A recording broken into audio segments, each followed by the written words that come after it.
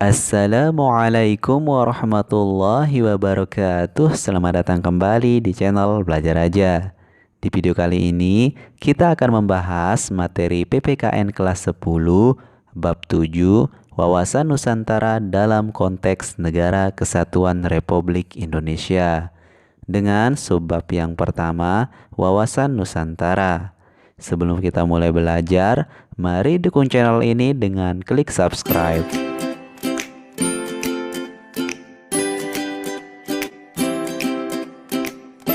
Baik, kita mulai dari pengertian wawasan Nusantara. Apa yang kalian ketahui tentang istilah wawasan Nusantara?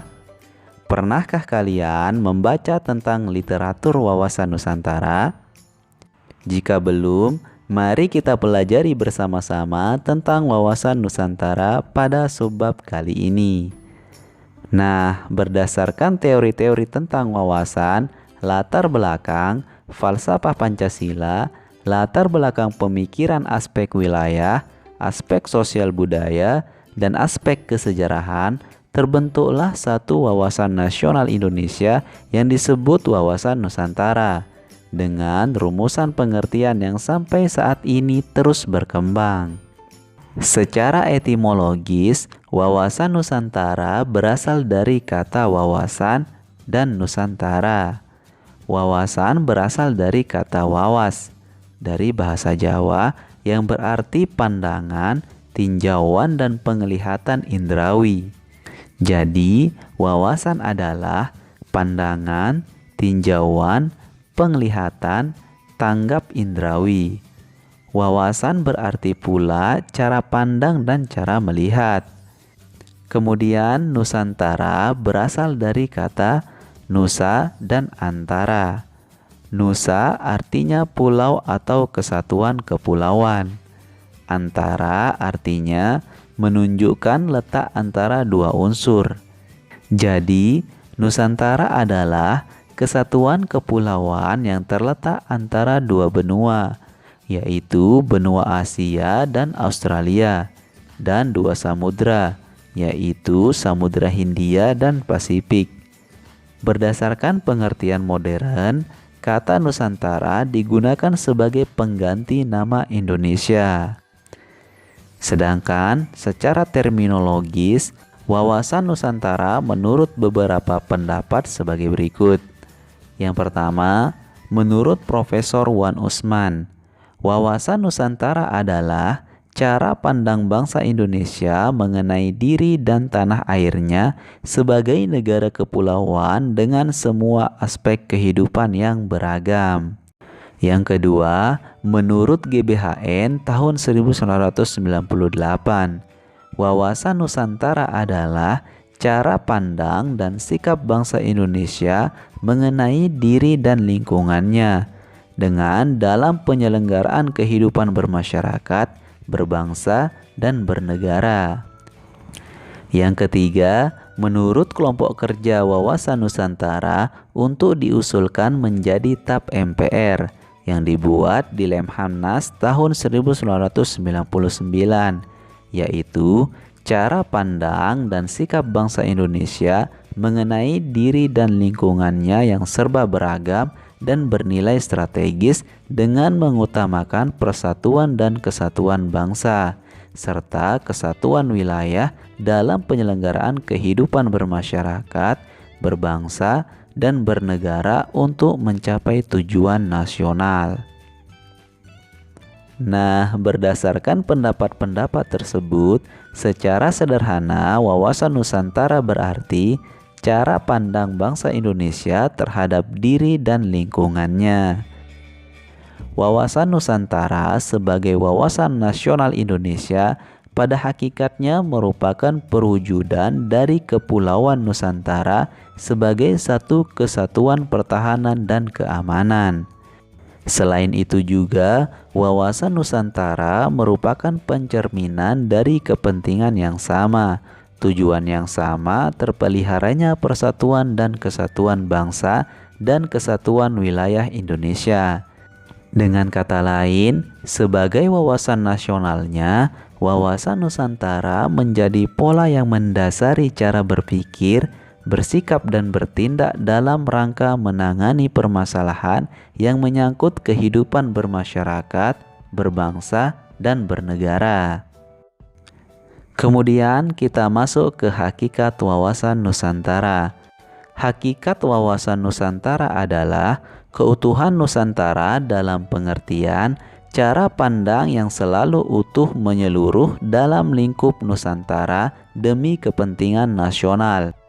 Hal tersebut berarti bahwa setiap warga masyarakat dan aparatur negara harus berpikir, bersikap, dan bertindak secara utuh menyeluruh demi kepentingan bangsa dan negara Indonesia.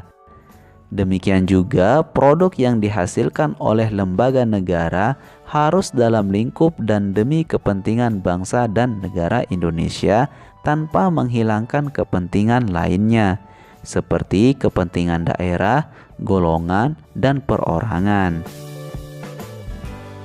Kita memandang bangsa Indonesia dengan Nusantara merupakan satu kesatuan.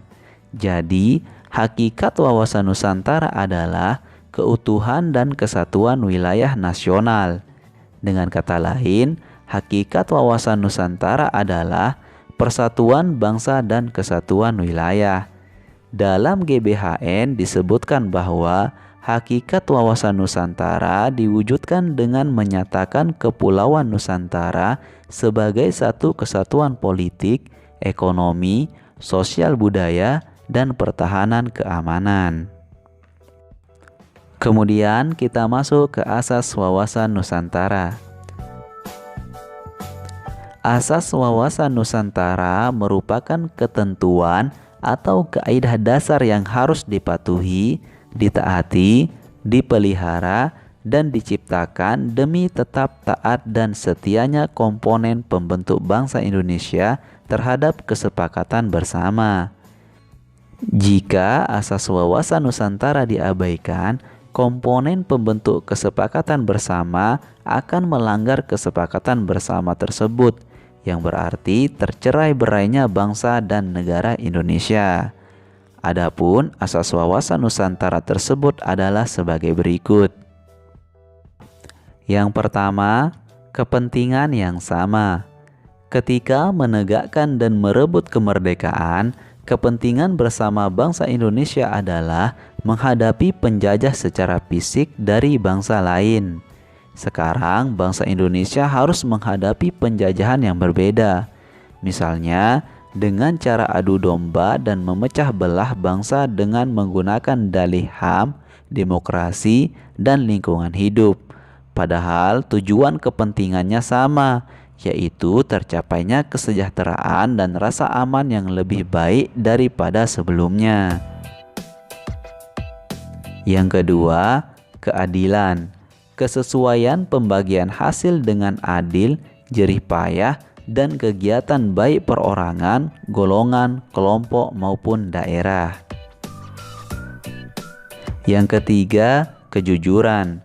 Keberanian berpikir, berkata, dan bertindak sesuai realita, serta ketentuan yang benar biarpun realita atau ketentuan itu pahit dan kurang enak didengarnya.